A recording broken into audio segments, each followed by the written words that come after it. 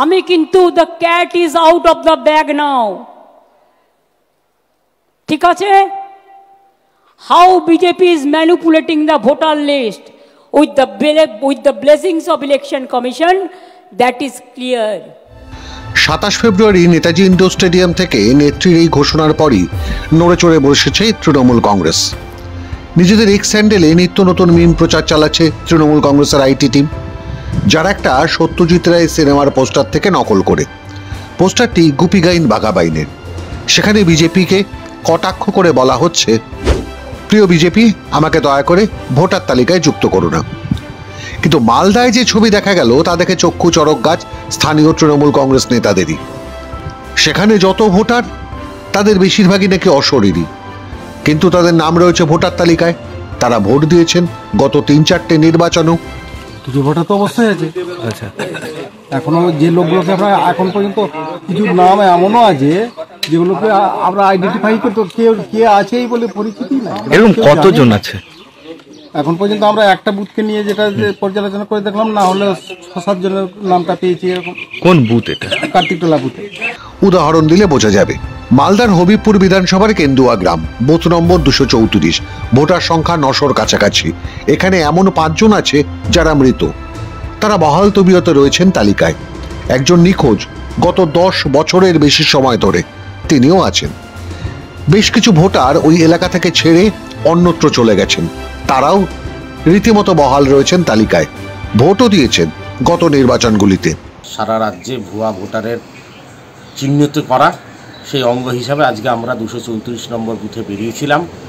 আমরা বেশ কিছু মৃত ভোটারকে দেখতে পেলাম, তাদের নাম এখনও আছে, বহুত দিন হয়ে গেছে।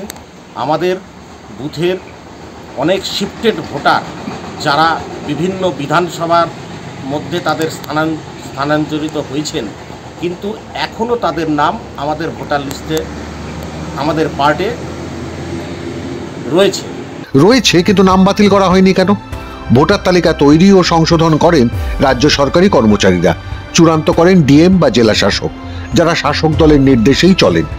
এই গ্রামের বাসিন্দা দীপক সাহা, দেবাশিস তামুলি, মিঠুন দাস, জামতি রায় ও পরিতোষ পাল সকলেই মৃত।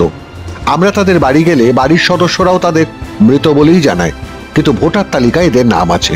অনেকে বাড়ি ছেড়ে চলেও গেছেন। এরা নাকি সবাই গত পঞ্চায়েতে এখানে এসে ভোট দিয়েছেন। কিভাবে সম্ভব? কোন বুথ এটা? এখন ভোটার লিস্টে কি দেখছেন? নতুন ভোটার লিস্টের নাম দেখছেন না? কেউ এসেছিল নির্বাচন কমিশন থেকে? আমার বাবার নাম পরিতোষ পাল, গত 30/12/2024 মারা গেছে। এখনও ভোটার লিস্ট থেকে বাবার নাম কাটা হয়নি। এই যে বাবার ডেথ সার্টিফিকেট, তো ওই নির্বাচন কমিশনকে জানানোর জন্য যা করার দরকার আপনারা করুন। বাড়ি কোথায়? বাড়ি বুলবিচন্ডি, কেন্দুয়া পূর্বপাড়া। কি এসেছিল নির্বাচন কমিশনে? কোন লোক এসেছিল এই 3 মাসের মধ্যে? কমিশনের কেউ যেমন আসেনি, এনারাও কি মৃত্যুর সঙ্গে সঙ্গে নাম বাতিল করার আবেদন করেছিলেন? সম্ভবত না। স্থানীয় পঞ্চায়েতের কর্মী, আশা ও অঙ্গনওয়াড়ি কর্মীরা যারা ভোটার তালিকা সংশোধনের কাজ করেন, স্থানীয় তৃণমূল কংগ্রেস নেতাদের দাপটে তারাও কেউ কিছু করেন না। ফলে মূলে বিপদে পড়েছে তৃণমূল কংগ্রেস নিজেই। মমতা ব্যানার্জি ভুয়ো ভোটার নিয়ে ইন্ডোর স্টেডিয়ামে বক্তব্য রাখার পরেই সমস্ত তৃণমূল কংগ্রেস এবং মমতা ব্যানার্জির সরকার বিপদে পড়েছে। তার নির্দেশ মতো তার মন্ত্রী, সন্ত্রী, এমএলএ, এমপি, কাউন্সিলররা যখন নেমেছেন গ্রামে গঞ্জে এবং শহরে, বেশিরভাগ জায়গাতেই দেখাচ্ছে ভুয়ো ভোটার কিংবা মৃত ব্যক্তি ভোটের সময় ভোট দিয়ে চলে যাচ্ছেন। আমরা প্রথম থেকে বলে আসছি এবং কালকে মমতা ব্যানার্জি সরকারের এমএলএ, মন্ত্রী স্বীকার করেছেন তার বিধানসভা এলাকায় ভুয়ো ভোটারে ভর্তি। আমরা প্রথম থেকে বলে আসছিলাম যে ভুয়ো ভোটার নিয়ে মমতা ব্যানার্জি যে সংসার চালাচ্ছেন দীর্ঘ 3টে টার্ম ধরে, আর তার বহিঃপ্রকাশ হয়েছে এই ভুয়ো ভোটারে। এখন সমস্যা হলো তৃণমূল প্রতিনিধি দল নিজেই কমিশনে গিয়ে আগ বাড়িয়ে দাবি করছেন আধারের মতো ভোটার বা এপিক কার্ডেও ইউনিক নম্বর চালু হোক। নির্বাচন কমিশন তা মেনেও নিয়েছে, আগামী 3 মাসের মধ্যে সে কাজ হবে। তা না হয় হোক, কিন্তু যে ভূত গত 12-13 বছর ধরে তালিকায় পুষে রেখেছে শাসক দল, তাদের তাড়াবে কে? আর দাবি করা হচ্ছে ভোটার তালিকায় গন্ডগোল নাকি সেখানে যেখানে তৃণমূল হারে।